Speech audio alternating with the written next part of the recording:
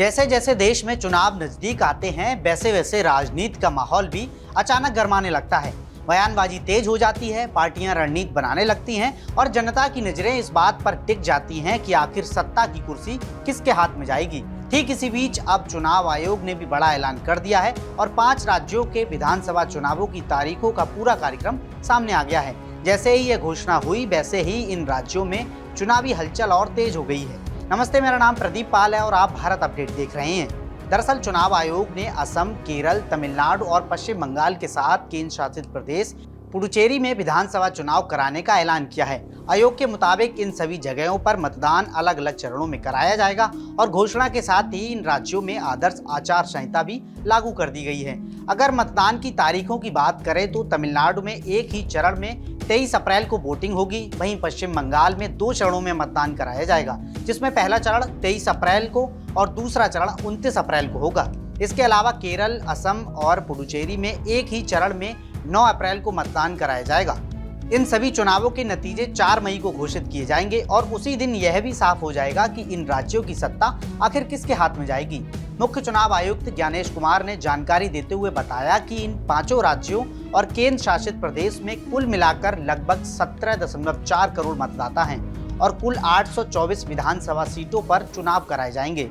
यानी यह चुनाव आकार और महत्व दोनों ही लिहाज से काफी बड़ा माना जा रहा है। अगर पिछली बार के चुनावों पर नजर डालें तो साल 2021 में इन राज्यों के चुनाव 26 फरवरी को घोषित किए गए थे।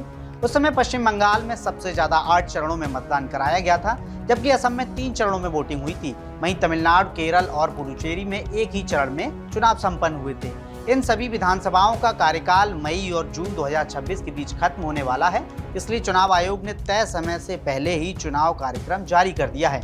अब बात करते हैं मतदाता सूची में हुए बदलाव की, क्योंकि इस बार चुनाव से पहले विशेष गहन संशोधन यानी SIR की प्रक्रिया भी कराई गई थी। इस प्रक्रिया के बाद सबसे ज्यादा नाम तमिलनाडु में हटाए गए हैं। जानकारी के मुताबिक 27 अक्टूबर 2025 को जब यह प्रक्रिया शुरू हुई थी तब तमिलनाडु में करीब 6 करोड़ 41 लाख से ज्यादा मतदाता दर्ज थे, लेकिन लगभग 4 महीने तक चली जांच और संशोधन प्रक्रिया के बाद करीब 74 लाख से ज्यादा नाम मतदाता सूची से हटा दिए गए हैं और अब राज्य में करीब 5 करोड़ 67 लाख मतदाता ही पंजीकृत रह गए हैं। पश्चिम बंगाल इस मामले में दूसरे स्थान पर है, जहां करीब 58 लाख नाम हटाए गए हैं। इसके अलावा केरल में करीब 8 लाख, असम में लगभग 2 लाख और पुडुचेरी में करीब 77,000 मतदाताओं के नाम हटाए गए हैं। असम में यह प्रक्रिया विशेष संशोधन SIR के तहत कराई गई थी। अब इन राज्यों की मौजूदा राजनीतिक स्थिति की बात करें तो हर राज्य में मुकाबला काफी दिलचस्प नजर आ रहा है। पश्चिम बंगाल में ममता बनर्जी पिछले 3 कार्यकाल से मुख्यमंत्री हैं और करीब 14 साल से राज्य की सत्ता उनके हाथ में है। इस बार भी उनकी पार्टी TMC मैदान में है और भाजपा उनके सामने मुख्य चुनौती बनकर खड़ी है। अगर ममता बनर्जी इस बार भी चुनाव जीत जाती हैं तो वह लगातार चौथी बार मुख्यमंत्री बनने वाली देश की पहली महिला बन जाएंगी। तमिलनाडु की राजनीति लंबे समय से 2 बड़ी पार्टियों के बीच घूमती रही है, जिसमें AIADMK और DMK प्रमुख है।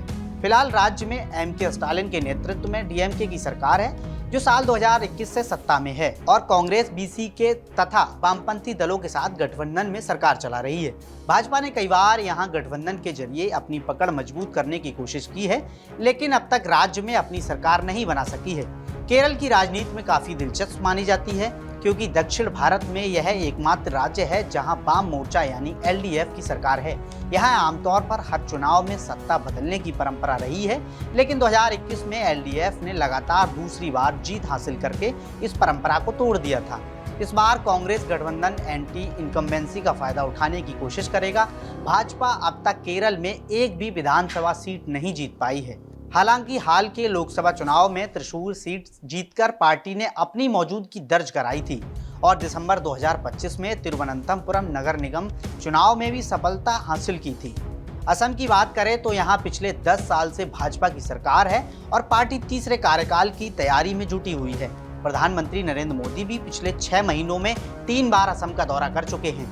भाजपा ने यहां 126 सीटों में से 100 से ज्यादा सीटें जीतने का लक्ष्य रखा है। वहीं कांग्रेस ने भाजपा को रोकने के लिए वामपंथी और क्षेत्रीय दलों समेत 8 पार्टियों के साथ गठबंधन बनाया है। यहाँ बांग्लादेशी घुसपैठ, सीमा सुरक्षा और असमिया पहचान जैसे मुद्दे चुनाव में अहम भूमिका निभा सकते हैं। आखिर में बात करें पुडुचेरी की तो यहाँ की विधानसभा इन सभी में सबसे छोटी है। साल 2021 में कांग्रेस सरकार गिरने के बाद AINRC और भाजपा के गठबंधन ने सत्ता हासिल की थी और एन रंगास्वामी मुख्यमंत्री बने थे। यह पहली बार था जब भाजपा सीधे तौर पर पुडुचेरी की सत्ता में साझेदार बनी थी। अब इस बार कांग्रेस DMK के साथ गठबंधन में वापसी की कोशिश कर रही है और सरकार गिरने के मुद्दे को चुनावी मुद्दा बनाकर जनता के बीच जा रही है। कुल मिलाकर आने वाले हफ्तों में इन 5 राज्यों की राजनीति काफी दिलचस्प मोड़ लेने वाली है और करोड़ों मतदाताओं की नजर अब 4 मई पर टिकी हुई है, जब यह साफ हो जाएगा कि जनता ने किसे अपना भरोसा दिया और किसके हाथों में इन राज्यों की सत्ता सौंपी है। पूरी खबर पर आपकी क्या राय है, हमें कमेंट करके जरूर बताएं।